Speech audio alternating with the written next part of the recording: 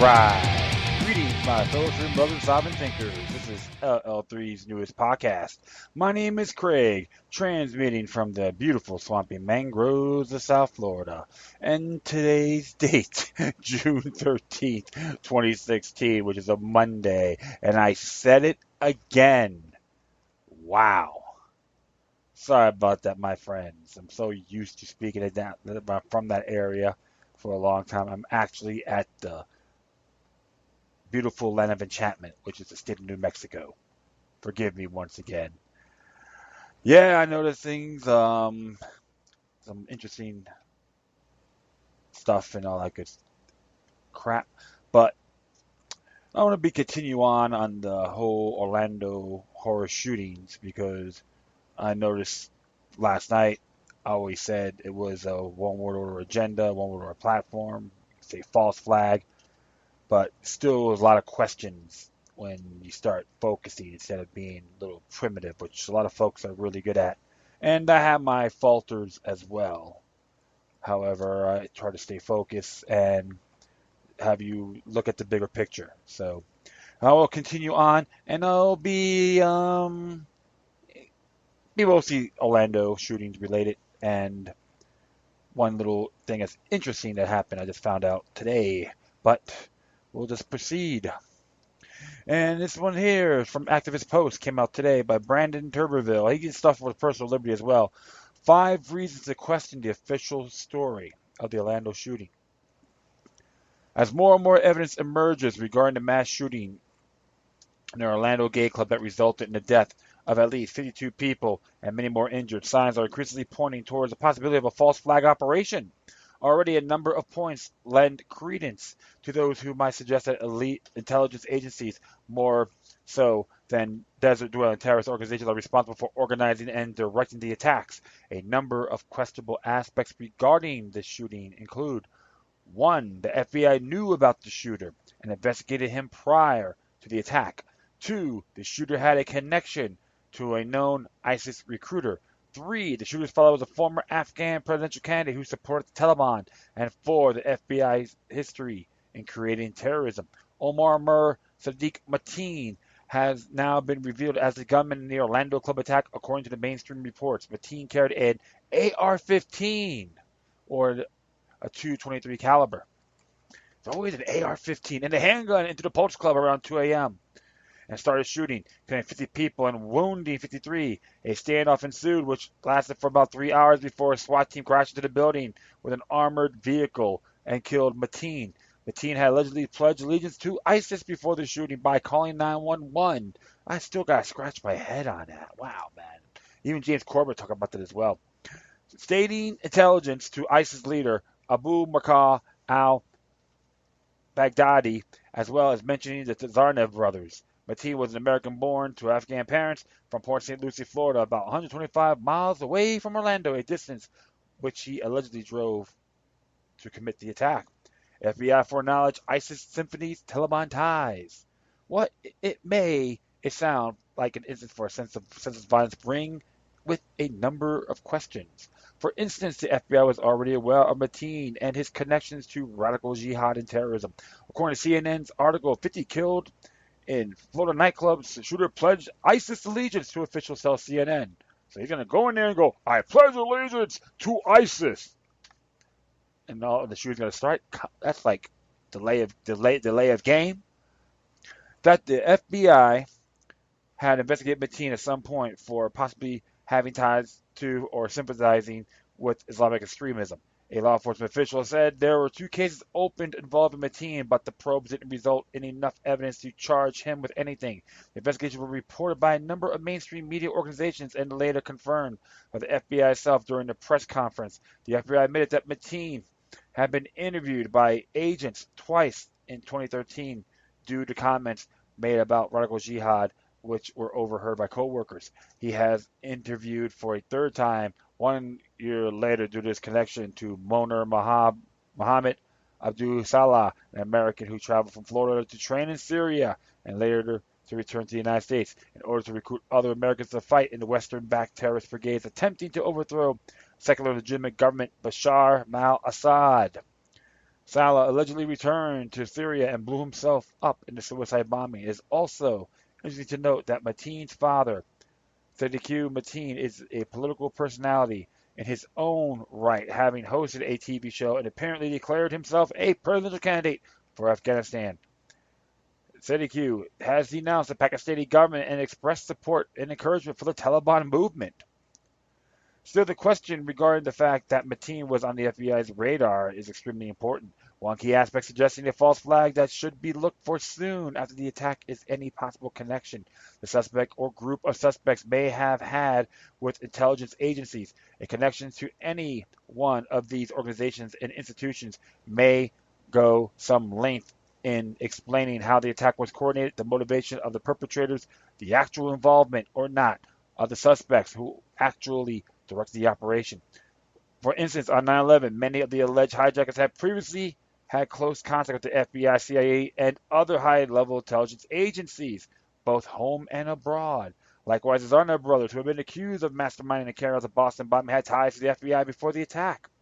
In many instances, connection to certain military agencies and communities could serve as the same red flag as connections to intelligence agencies, since these institutions have largely been blended together.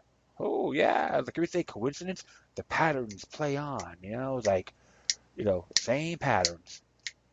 We'll proceed here. The FBI's storied history of organizing terrorist attacks. Indeed, the FBI had a long history in creating, organizing, and facilitating terrorist attacks in order to bust them at the last minute and claim credit for stopping terror attacks. The FBI also has a long history of investigating, monitoring, and interviewing suspects of high-profile terrorist attacks before those attacks were committed, but not doing nothing about them.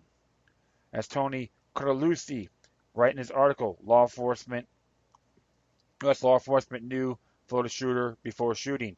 A terrorist suspect armed to the teeth storming a public place and killing scores is actually a familiar script. The FBI wrote several such scripts in 2015 alone, including entrapping and arresting a mentally ill suspect after providing him the arsenal of deadly weapons. Excuse me there. Almost identical to an arsenal recently employed in Florida. Florida. Oh, okay, I like how they pronounce that. Oh, sorry. The Intercept would report in this article another terror arrest, another mentally ill man armed by FBI. That U.S. law enforcement officials announced another terrorist arrest on Monday after arming a mentally ill man and charging him with having guns. ABC News quoted a senior federal officer briefed on the arrest as saying there's a very bad person arrested before he could do very bad things. But in sting reminiscent of so many others conducted by the FBI since 9/11, Alexander Kuliko, a.k.a. Ali Amurki, was apparently a mentally ill man who was doing nothing more than ranting about violent jihad and talking admittedly in frightening ways about launching attacks until he met an FBI informant. At that point, he started making shopping lists for weapons. The Intercept would also reference the FBI's affidavit PDF stating, emphasis added, according to the affidavit, Sokolow first talked to the FBI informant about attacking 2 bars and a police station. Later, he spoke of attacking a college campus with a homemade pressure cooker bomb like the one used in the Boston Marathon terror attack. He also talked about using guns and a lot of ammo. Sokolow, according to the affidavit, then ordered the firearms from a confidential human source, SWHC, working with the FBI. A list of weapons provided to the mentally ill suspect by the FBI informant is shocking, revealed in the official FBI affidavit. With the PDF format, you can look at it yourself. The weapons include a 9mm Glock 17, a 10mm Glock 20, a 23 caliber Colt AR-15 rifle, referred to by the media as an assault rifle, and a 556 SIG Arms SG-550 rifle, also often referred to as assault rifle. And also included in the affidavit is the same historical rhetoric encouraged by the FBI informants, now evident in the recent actions of the terror suspects Omar Mateen in Florida. The FBI literally provided a mentally ill man they helped plan a terror attack together with an arsenal of deadly weapons, arresting him just before he committed his crime. The only factors that prevented the 2015 entrapment of Socolo from becoming a live Florida shooting-style attack was the fact that the FBI arrested Socolo before he carried out his planned attack, while those following Mateen did not arrest him. The role of the FBI in Mateen obtaining his weapons will never be known since Mateen is now conveniently dead. Even if he purchased them legally at a gun store, it should be noted that in other FBI entrapment cases, suspects were encouraged to purchase weapons themselves, with the FBI arresting them only after they left gun stores with their newly acquired arsenal.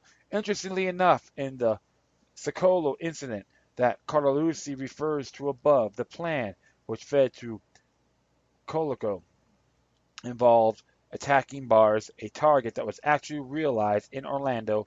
Of course, there will be many who will argue that the FBI, while trapping unintelligent suspects, would never actually let the drill go live, and it's important to remember the 1993 World Trade Center bombing, where that is precisely what the FBI did.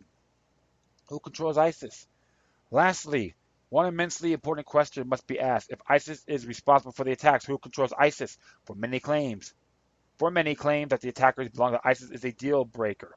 For these individuals, ISIS is a shadowy terrorist organization that supports itself and has created a caliphate in eastern Syria and western Iraq that can scarcely be defeated except when the Russians bomb it. However, the facts do not support such a shallow understanding of the ISIS terrorist organization. ISIS was entirely created, funded, and directed by the United States, Britain, France, and other NATO countries. Its actions have been coordinated by the Anglo-American intelligence apparatus for geopolitical purpose all across the world, both at home and abroad. For this reason, the declaration that ISIS committed a terrorist attack in Paris is by no means a get out of jail free card for the Western intelligence apparatus. Instead, it is a trademark of their handiwork. Please see these articles for information on the nature of ISIS, and there's 4 links on there. You can look for it yourselves. Conclusion: while the right wing blames Muslims and the left wing media blames guns, perhaps it would be more effective if thinking individuals would examine the possibilities that this attack was a false flag incident designed to push an agenda that would benefit those in power in some way or other. Out of this attack, we will no doubt see another push for the evisceration of the Second Amendment and other civil liberties, as well as an increased hype regarding ISIS as a threat to the American way of life and a greater attempt at justification for foreign adventures. While the information presented above may not be enough evidence to prove in the court of law that the Orlando attack was a false flag attack, it is reason enough to question the official story thus far. If this attack is indeed placed in the lap of ISIS, however, all fingers should immediately point to NATO and the Atlantic intelligence apparatus. It is they who control ISIS, and they who bear the responsibility for its actions. If the attack is attributed to lone jihadists, the FBI has some serious explaining to do, since it appears that the agency itself is the greatest initiator of terrorist activity inside American borders, and is either the most incompetent anti-terror fighter in the U.S. or is complicit in attacks that place. Makes a lot of sense. Always question, see things a lot broader. I always say this in good faith. Even the last show, ISIS was New World Order funded. A very good example. You have to examine things more thoroughly. And I know many people are, which is good, because even my own mom was thinking about me when she found out what happened, because she realized I explained everything pretty thorough and fair and in good faith to get people contemplating, to look at everything a lot broader than what they present to you. And I always still tell people, be vigilant and stock up at the best of your ability, regardless on this war on terror, governmental sponsored terrorism, doesn't matter. Tyranny affects all of us. We have to defend it, fight it off, by defending our U.S. Bill of Rights culture. No ands, ifs, or buts. And I'll say that again in the past and don't regret it now. That's why I get angry at these things. But the fear factor itself, and that one, like I said, like I'm open. People die, have to have merit. Yeah, I'm not gonna, if I make mistakes, I admit that too. But at least I'll say you gotta look at everything a lot broader. Always observe responsibly. Yes, this one here came from antiwar.com. Justin Ray Mondo is updated below. As I write this, it's Sunday morning, 5 a.m. Pacific time. The news is breaking that an Orlando gay nightclub has been attacked by a gun-wielding 29-year-old son of Afghan immigrants Omar Mateen, who appeared to have leanings toward radical Islamist ideology, according to the FBI. At least 20 people are dead and 42 are wounded. Mateen died in a gun battle with police. One can easily imagine what will be and already is happening in the wake of this horrific tragedy. The war party will be quick to jump on this as proof. We must go abroad in search of monsters to destroy and carry on the endless war on terrorism to the very ends of the earth. Donald Trump's followers will be quick to pounce on this as evidence that their surrealist program of not allowing Muslims into the country must be implemented immediately. It doesn't occur to them that they're already here and they aren't going anywhere. Although Mateen's parents came from Afghanistan, he was born here in 1986 and was an American citizen. Unless Trump and his supporters are saying we have to deport all Muslims, a proposal that not even Donald has floated. Trumpism appears to offer no solutions. The San Benito shooter was also an American citizen born and raised here. And as I have pointed out before, there is no way to establish a religion test for entry into the U.S. for the simple reason that there is no way to tell who is a Muslim.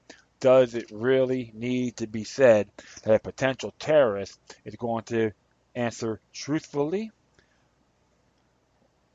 We don't yet know what Mateen's motives were. His father, interviewed by NBC News, says he was angered by seeing two men kissing in Miami recently. I think I addressed this a while back, but I'm going to continue on here.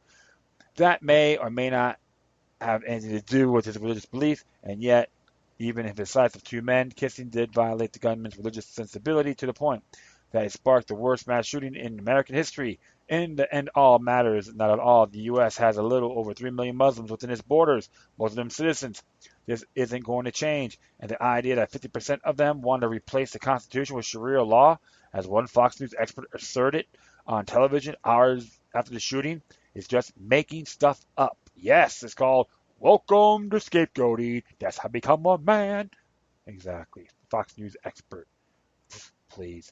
Mateen's father, Sadiq Mateen, is a political figure of some note in Afghanistan, or at least in the Afghan diaspora. Although a U.S. resident and apparently a citizen, he is declared candidate for Afghan presidency. His father, known as Duran Jurga, recently merged with the Greater Afghanistan movement and demonstrated in front of NATO headquarters calling for heavy armaments for the Afghan military and sanctions on Pakistan. Long live the empire! Candidate Mateen regularly denounced Pakistan and claims that the Northwest Frontier Province, source of much of the radical Islamist activity in the region, really belongs to Afghanistan and must be returned. This piece in the Washington Post asserts that Sadiq Mateen is pro-Taliban, but that is very likely a misconception. His politics are pretty clear if we look at this photos taken at a demonstration in Washington, D.C., in which he stands at the frontier of a poster proclaiming, "Long live the USA, long live Afghanistan." If Mateen was in any way influenced by his father's political views, it is doubtful he was sympathetic to ISIS, the Taliban, or any other Islamist group. His ex-wife said he wasn't particularly religious. Oh, really? We are now hearing that Mateen was on the radar on law enforcement for some time, although what this means exactly is not at all clear.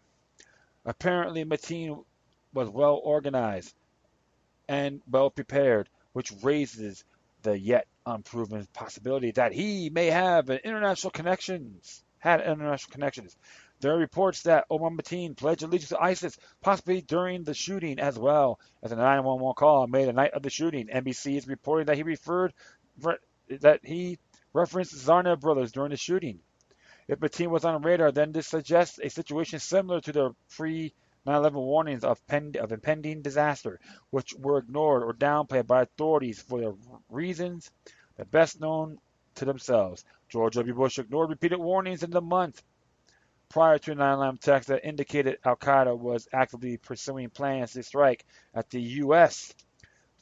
FBI agents received pertinent information that never made it up to never made it up the pipeline. Excuse me, I'm tongue-tied there. There is no doubt that a war party is going on to make this case that this incident means we have to launch new attacks in the Middle East in order to wipe out the terrorist base established by ISIS. And yet, given what we know about Mateen, this makes absolutely no sense. For even if we nuke ISIS tomorrow, and even if Mateen was motivated by their ideology, you can't kill an ideology with bombs. As Chicago Tribune columnist Steve Chapman put it, fighting terrorists there so we don't have to fight them here doesn't mean to be working too well. Americans like instant solutions, and they invariably turn to government for easy answers. Yet there are none. Indeed, there may not to be even difficult answers. The United States is a multinational, multicultural empire. That is simply a fact of reality that has been true since the end of World War II, and there is no way to go back in time to repeal that reality.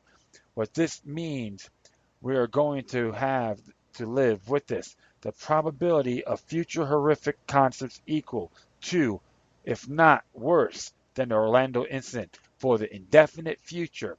This is the new normal, and it will persist regardless of how many Muslim countries we level to the ground, and no matter how high we build our walls, and it is sheer fantasy to imagine ourselves. This is grim news indeed, but I'm pledged to telling my readers the unmitigated truth, no matter how hard it is. My hope is that the country will not succumb to mindless demagoguery and simplistic non-solutions that will only make the problem worse. After all these years, we're still feeling the aftershocks of 9/11, and we will continue for quite some time. The task of libertarians and other advocates of civil liberties and non-interventionist foreign policy is to resist the forces of unreason to the best of our ability, without hesitation or compromise, no matter which way the winds of public opinion are blowing, while still defending the security of the country and its citizens. Here's an update. ISIS now taking responsibility for the Orlando attack, though its news agency, AMQ.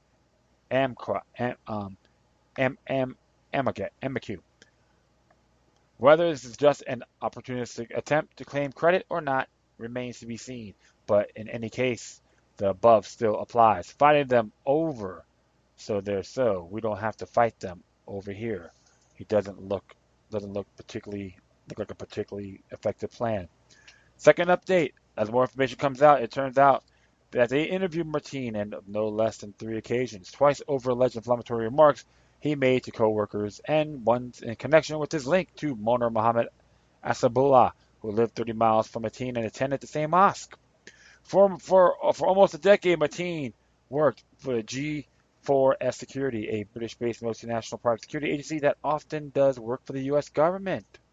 Ooh. He was interviewed in 2013 when he made inflammatory remarks to co-workers alleging possible terrorist ties.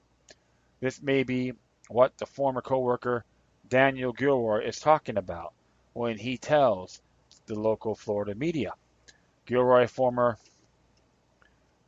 Fort Pierce police officer, said Mateen frequently made homophobic and racial comments. Gilroy said he complained to his employer G4S Security several times, but it did nothing because he was a Muslim. Gilroy quit after he said Mateen began stalking him via multiple text messages, 20 or 30 a day. He also sent Gilroy 13 to 15 phone messages a day, he said. I quit everything he said was toxic. Gilroy said Sunday, and the company wouldn't do anything. This guy was unhinged and unstable. He talked of killing people. However, the Wall Street Journal reports that the FBI says that ultimately we are unable to verify the substance of his comments and investigation was closed. The third interview occurred in 2014 when Mateen was suspected on being in contact with Moner Mohammed Abuzallah, the American suicide bomber who traveled to Syria and joined Jabhat al-Nusra, the Al-Qaeda affiliate, and returned to America before he blew himself up. The FBI interviewed Mateen concluded that his contact with Abdullah had been minimal. There were all these warning signs, which were similarly dismissed. It is clear that the Florida office of the FBI with jurisdictions over was too busy entrapping a mentally challenged homeless Miami man to competently deal with an actual terrorist. Notes in the margin. Well, you can check it out. Twitter and all that. He wrote some books. Interesting stuff, my friends. You know what I'm saying? Oh, yeah. Something to really think about, man. Things go on and on and on. Patsy, Manchurian candidate. Yeah, it's possible. Something to think about. And he always writes good stuff, too. So I always enjoy reading his work. You know what? And I'm going to do a couple of videos. It's an interesting one. It's him from How I See the World. Talk about the Orlando nightclub victims being carried back to the scene of the crime. Oops. And what's interesting about that, you see a shop, and right across, you can see these guys, two guys carrying one person, walking right near the scene, crime scene. Check it out for yourselves and make your own judgment. I'm going to add another video in here as well from the John Birch Society. Talk about government targets firearms in the wake of Orlando terror attack. And it's, like I said, it doesn't matter if you're a Bircher or not. The information is vital. So definitely check it out. It's good stuff. Just came out. So those are the things I'm going to put out there, okay? And speaking of guns, like this from the International Business Times. It says here, Orlando nightclub shooting, Gunmakers, Smith and Wesson, Ruger shares surge. It's by Maria Galucci. And it says here, 4:15 p.m. Eastern Time, two major U.S. gun manufacturers saw their shares surge Monday. Smith & Wesson Holding Company closed the day up to $47 a share for 7% at $23.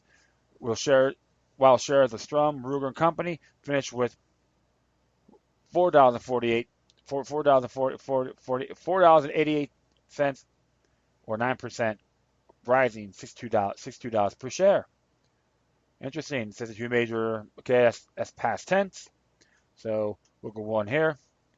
Unlike on the London Stock Exchange, the global security giant G4S saw shares drop by 5.02% after it merged, as the company had employed Orlando gunman Omar Mateen, who killed 49 people in a Florida gay nightclub.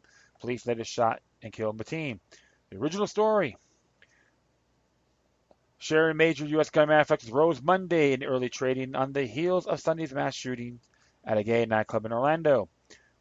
Of course, talked about here, Smith & Wesson Holding Company Corporation was lately up by $1.69 or nearly 8%. The Springfield, Massachusetts Firearms Company, whose pistols and revolvers are standard issue for police and military forces worldwide, reported about $552 million in 2015 annual revenue.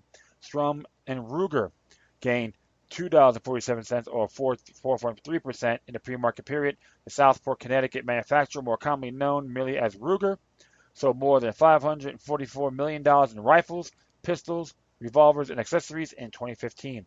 The pre-market trading occurs in the hours leading up to the regular trading sessions, in which begins 9:30 a.m. on the New York Stock Exchange and NASDAQ. Investors and traders often watch pre-market activity for clues about the strength and direction a company or industry might take during regular hours. Weapon sales tend to spike following mass shootings and terrorist attacks as buyers seek to protect themselves from future assaults or anticipate greater gun control. Early morning rampage at Orlando's Post Club, which left 49 people dead and more than 50 injured, is considered the worst mass shooting in U.S. history. It also, the 133rd mass shooting to happen in the United States this year alone, according to Gun Violence Archive. The nonprofit group used the FBI's definition of mass shooting, a single event where 4 or more people are shot, although not necessarily killed. The tally does not include the shooter. Okay. The gunman behind Orlando's attack, Omar Mateen, has pledged allegiance to the Islamic State group before firing his AR-15 assault rifle into a crowded club. Mateen was killed and taken hostages during the assault. Tragedies alone, however, aren't the biggest boosters of gun sales. A recent New York Times analyst found that fear of gun buying restrictions has been the main driver on spikes in gun sales. Sale of handguns and other firearms surged in December to 1.6 million guns after Barack Obama called for restricting assault weapon sales in the wake of the terrorist attacks in San Bernardino, California, which left 14 people dead and 22 others seriously injured. More guns were sold that month than almost any other month in the nearly 2 decades, according to the Times review of federal data. President Obama has actually been the best salesman for firearms. Brian W. Renenboer, an analyst with BB&T Capital Markets, a financial service firm, previously told the newspaper. He's absolutely correct. So you start talking about tougher gun laws, blaming the Second Amendment, people are buying. Nothing new at all. And like I tell people, self-defense is righteous. Firearms, everyone's responsibility. Firearm safety is everyone's responsibility. Always have a higher standard when you're carrying. But when it comes to the stocks, whoever got it, good for them. So it's really interesting stuff, man. So I had to really put that out there. Get people thinking. Supply and demand. Always works. All right, this was pretty comical. The last thing I'm going to be talking about. I recanted one of my articles. I didn't want to go too crazy today. Just want to take it a little bit brief and easy. So here it says here, Busty teen admits betting 31 police as top cop resigns. This is from the Daily Star. As it says here, Kelsey Gup, 18 admits to betting 31 officers from 7 different departments. Now it seems that Klesty was a sex worker who traded her time with cops for police protection. And to make matters worse, she says some of those implicated first slept with her when she was underage. Previously, she said the only officer she slept with at underage was no longer in the job, but now she says there were others. The teenage claims to gave slept with 3 cops, Willis under the age of consent, all from Oakland Police Department. Sean Wynn is a chief officer, has since resigned, though his announcement made no mention of the allegations, while Richmond Police Department has become the second to announce an investigation into the growing scandal. Ms. Gout also showed KPIX 5 messages she had exchanged with officers, some tipping her off to prostitution sting operations. In one conversation she sent a cop a picture of herself having sex with someone else, saying, "I'm sure you'd be better." The policeman told her, "I know I could," and added, "That was kind of hot, seeing her have sex with someone else." Another cop, nicknamed Superman, texted her, telling her, "Be safe today," and warning of a undercover operation, UC operation. One more officer asked if it was going to be hot in Oakland tonight, replied that it would be, and was scolded for not telling her sooner. Celeste said officers would pass her around by using social media like Facebook and Instagram to introduce her to their colleagues, but she insisted.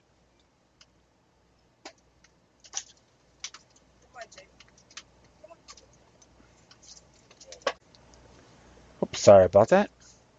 We'll proceed. It says here, she insisted on romping with off-duty in hotel rooms on personal cars, though sometimes the cops were married. When sex started, she was just 16 years old, despite the California age of being consent of 18. Bay News station Cron 4 said it had been told Mr. Went was resigning for medical reasons. Yet local media had been quick to point that this department had been hit by a scandal. Announcing his resignation, Mr. Went said he was proud to have made Oakland safer. Shoot. What a joke. Yeah, she's an attractive woman, but I don't know. I'm just don't get aroused by that. Well, you know what I say, my friends, corruption kills, right? Very good example. So that's how I gotta look at it. Gotta start laughing at the same time. It always blows back. If you and I do it to throw our behinds in jail and toss the key out, right? Well, everything backfires. So raw politics can burn on both ends of the candle.